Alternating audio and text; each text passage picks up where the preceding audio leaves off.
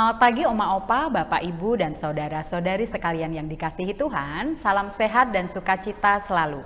Kembali lagi bersama saya Neneng dan Oma Lili Dias di acara Oke hari ini Orang Kudus hari ini edisi 23 Maret 2023. Ketemu lagi Oma Lili Dias.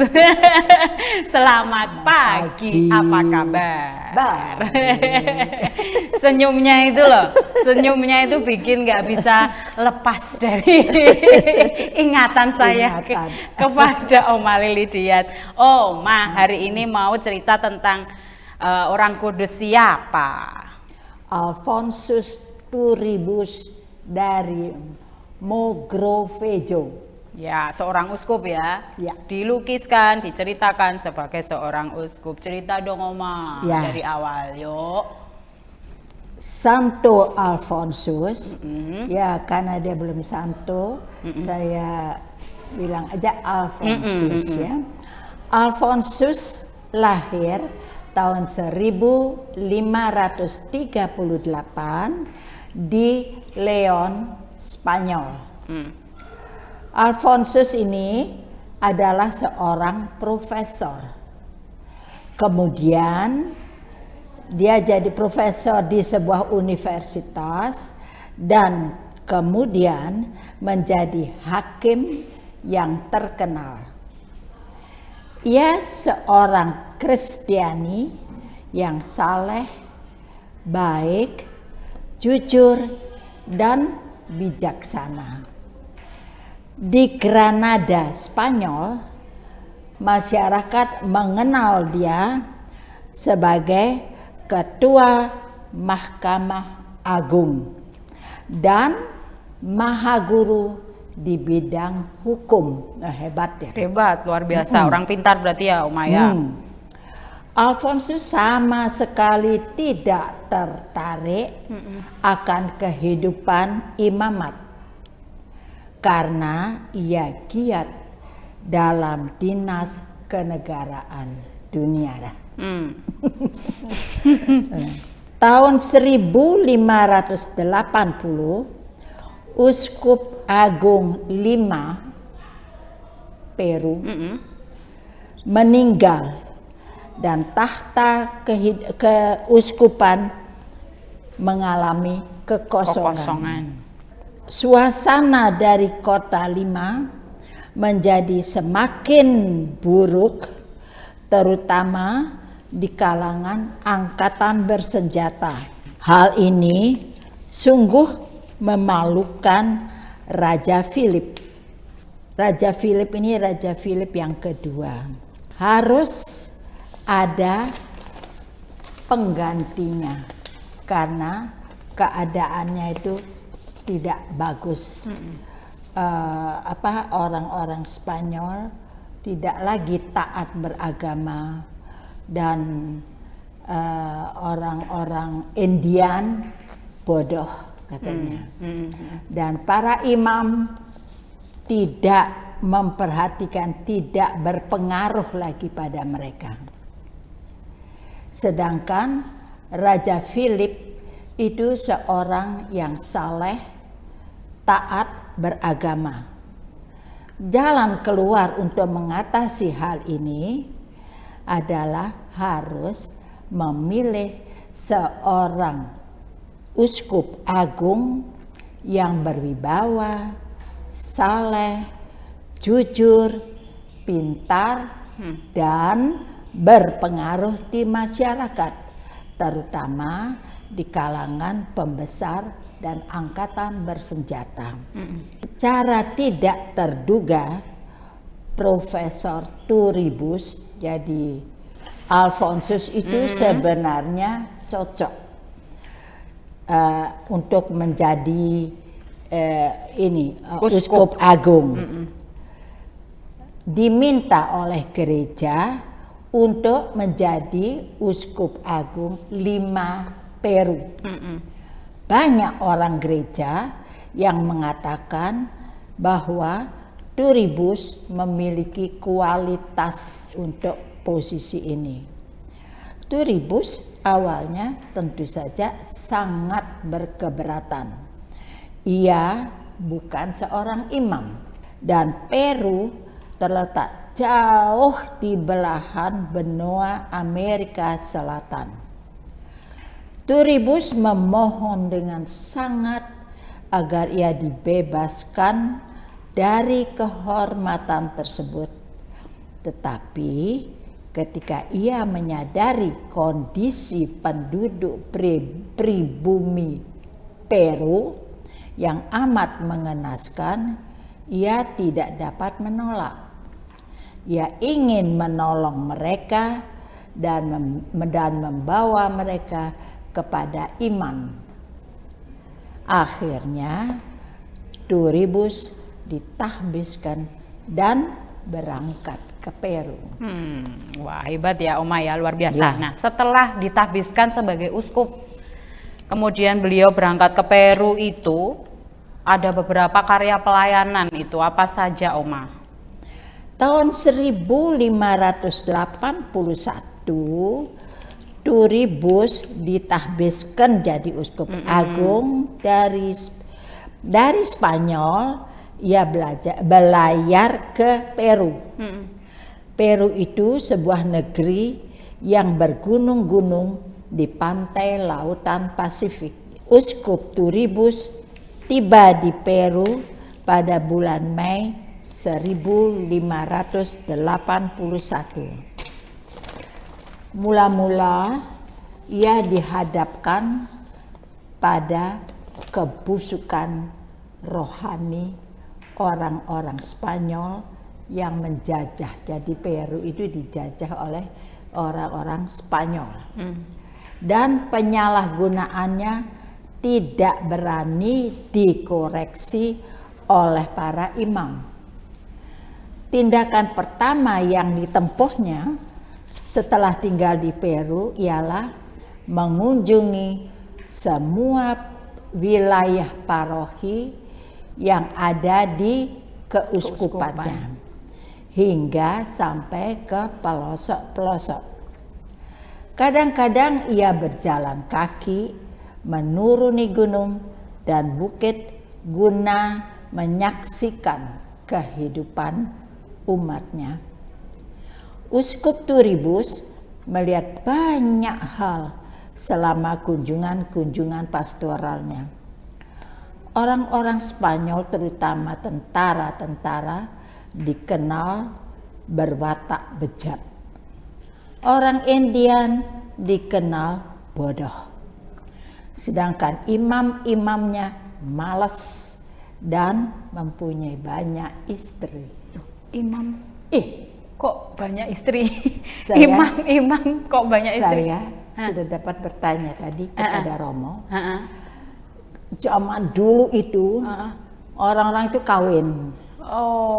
Kawin dan kemudian mereka cerai jadi imam. Iya, itu zaman dulu ya. Zaman dulu. Sekarang kan tidak diperbolehkan. Soalnya dari kecil sudah ada pendidikannya. Nah, lanjut Oma. Nah, itu dah. Hal ini menggerakkan Uskup Turibus untuk segera mengadakan pembaharuan total dalam keuskupannya terhadap orang-orang Spanyol yang bejat moralnya. Ia tidak segan-segan menjatuhkan hukuman yang setimpal. Untuk orang-orang yang bodoh, orang-orang Indian yang bodoh, dia mendirikan sekolah-sekolah. Untuk mendapatkan tenaga imam bagi pelayanan umat, ia mendirikan sebuah seminari yang kemudian dikenal sebagai seminari pertama di Amerika. Nah, ini pertama ya. Kemudian selanjutnya tidak ada yang imam, kata-kata imam-imam yang mobil istri. Ya, Oma, lanjut Oma. Para imam dibina agar kembali sadar akan keluhuran panggilannya dan tugasnya sebagai pelayan umat. Uskup Turibus dengan tekun mempelajari bahasa daerah dan adat istiadat setempat. Dalam waktu singkat, mantan ahli hukum itu berubah menjadi seorang katekis Guru agama terkemuka. Ya, yang menginjili penduduk asli dengan kata-kata yang sederhana namun penuh semangat.